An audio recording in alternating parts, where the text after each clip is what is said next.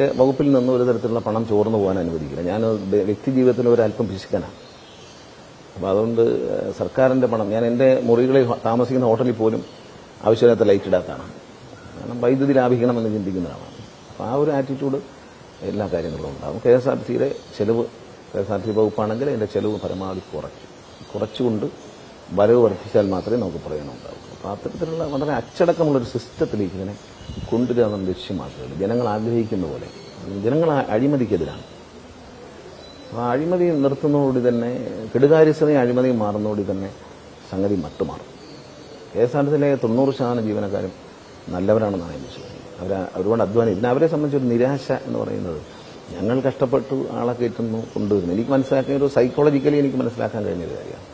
ഞങ്ങൾ കഷ്ടപ്പെട്ട് യാത്ര ചെയ്ത് നമ്മൾ ആളെ കൊണ്ടിരുന്നു. അത് ഫലപ്രദമായ രീതിയിൽ, അവർക്ക് പ്രയോജനപ്രദ രീതിയിലോ നാടിന് പ്രയോജനപ്രദ രീതിയിലോ ഉപയോഗിക്കപ്പെടുന്നില്ല. ഞങ്ങൾ കിടന്ന് അധ്വാനിക്കുന്നു, ഇതെവിടെ പോകുന്നു എന്നുള്ളൊരു ചോദ്യമാണ്. ഇനി അവർക്ക് ധൈര്യമായിട്ടിരിക്കാം, എവിടെയും പോകില്ല. ഇതിൻ്റെ നോട്ടക്കാരനായിട്ട് ഞാൻ എല്ലാ ഈച്ച് ആൻഡ് എവറി സ്ഥലത്ത് ഞാൻ നോക്കും. അങ്ങനെ പോയിരുന്നൊരു സമയം ഉണ്ടായിരുന്നു അല്ലേ? ഇല്ല, ഞാനല്ല ഈച്ച് ആൻഡ് എവറി സ്ഥലത്ത് എവിടെയാണ് ചോർച്ച വരാൻ സാധ്യതയുള്ളത്. ആദ്യത്തെ 2 ആഴ്ചകൾ എനിക്ക് സമയം തരണം. ഞാൻ പഠിച്ചതിന് ശേഷം ഞാനത് ബഹുമാനപ്പെട്ട മുഖ്യമന്ത്രിയുടെ എന്താണ് കണ്ടതെന്ന് അദ്ദേഹത്തിന് എക്സ്പ്ലെയിൻ ചെയ്യും. അദ്ദേഹത്തിന് അനുമതി വാങ്ങിച്ചുകൊണ്ട് കർശനമായ ചെലവ് ചുരുക്കൽ ചേർക്കും. ചെലവ് ചുരുക്കിയാൽ മാത്രമേ നമുക്ക് രക്ഷപ്പെടാൻ പറ്റൂ.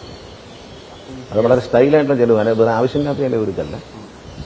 മാക്സിമം അനാവശ്യമായ ചെലവുകളെല്ലാം ഒഴിവാക്കും. ഒരു പൈസ പോലും നമുക്ക് നഷ്ടപ്പെടാത്ത രീതിയിൽ നമ്മൾ അതിന്റെ ചോർച്ച അടയ്ക്കണം. അടച്ചു കഴിയുമ്പോൾ തൊഴിലാളികൾക്ക് കുറച്ചുകൂടി ഒരു ആത്മവിശ്വാസം കൈവരും.